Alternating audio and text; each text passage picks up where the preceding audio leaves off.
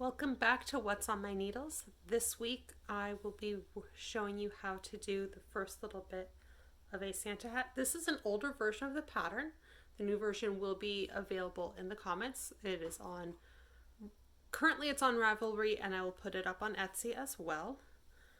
So today we're going to work on the brim. Again, this is an older version, so the new one isn't quite this deep. But the main thing is that is worked sideways. And in fact, this is where the start and end are, and you can't really see where that seam is. Even if I look at it really carefully, I can't see where it is. I found it because there's a spot on the inside I can find. So I'm going to show you how to cast this on, and then I'm going to show you how to graft the two together. Now, my Santa hat this time around is actually going to be purple, not red. And that's because A, it's a commission, and B, purple is also a Christmas color. So I will be right back and we will get going. Please remember to like, follow, and subscribe to these social media platforms. Links will be provided in the description below. So the first step to the Santa hat is actually to crochet. So I'm going to go ahead and make a slip knot. I just use the crochet hook to do that. And I'm going to chain some stitches. I'm actually going to chain 14 stitches. So this is enough stitches to have some extra on the starting end and the finishing end. But as you probably could figure out, I'm not counting. So quite a few extra. I'm just going to make that last loop kind of big and take my hook out. So I'm going to then switch to knitting needles. Again, I use circulars for pretty much everything. If you find double points or straight needles easier to work with, it is your project, and do what works for you. Actually, maybe this is easier. So the pretty V's is the typical top side of the chain. We're actually going to go into the back side. So the side that has all these little bumps. I'm going to go ahead and insert my needle into the third bump. Leave myself a long enough tail to weave in. Hold both ends off to the right hand side in my case and pull through. I'm going to separate out the tail from the working end, wiggle into the back of the next chain, and pull it through.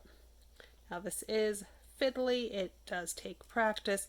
There are other ways of doing this. This is just how I learned.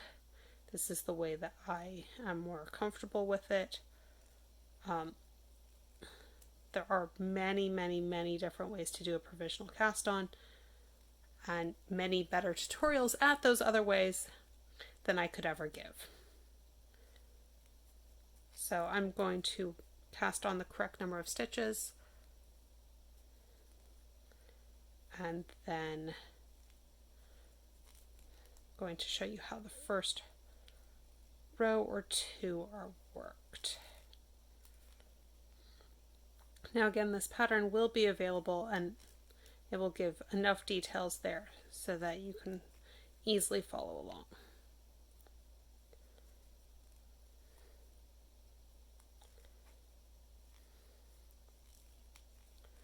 Okay, so off camera I will go ahead and squish this down to the last two stitches and then go ahead and clip it. I'm going to flip my work.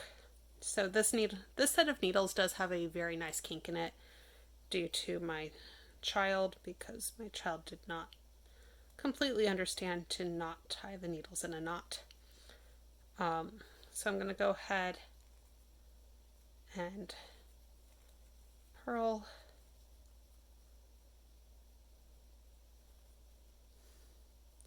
then knit one, and then do my central purls. But it's just that simple to get going. It's like any other cast on once you are past the cast on. So I will go ahead and work up the brim, and then I will show you how to connect the two ends. So I will be back in a little bit. If you would like to help fund this page, please find me on Patreon at Theatrical Crafts.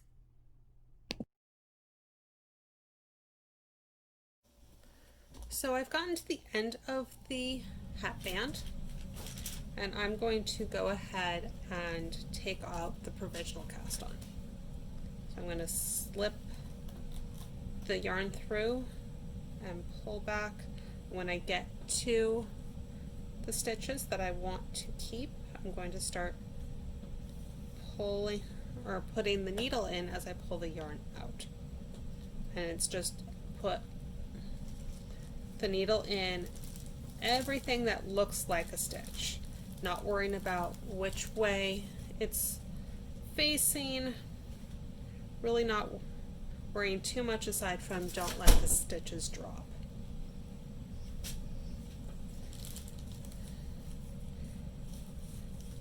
And then I went ahead and cut the yarn on the other side.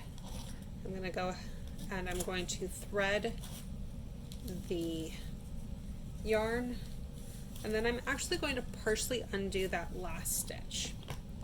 Missy, careful.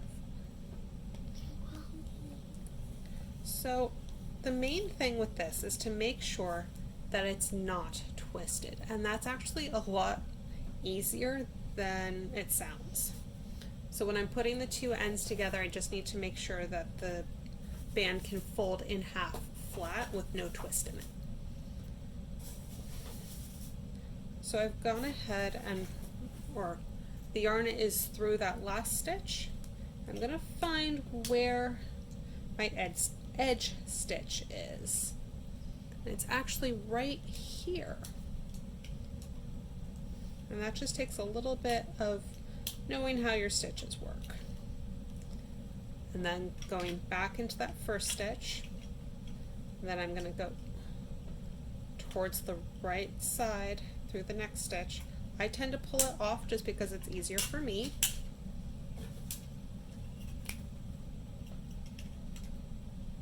Yeah, there's a little bit of extra background noise today. I'm going to go towards the wrong side and then towards the right side in the next two. But if you notice, these stitches look a little funny on the cast on edge. So it's a lot about reading your stitches. Now this is where I've got a knit stitch and then a purl stitch. So I'm going down, so towards the wrong side.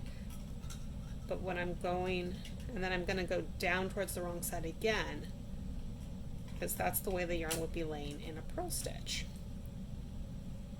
And then I need to find the correct leg on the cast on end, and it's this little one in the back.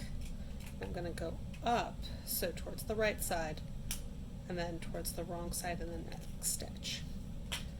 So I'm going to keep doing that all the way across, where I'm just reading my stitches and making sure that the row of stitches that I'm working looks like the row that is missing.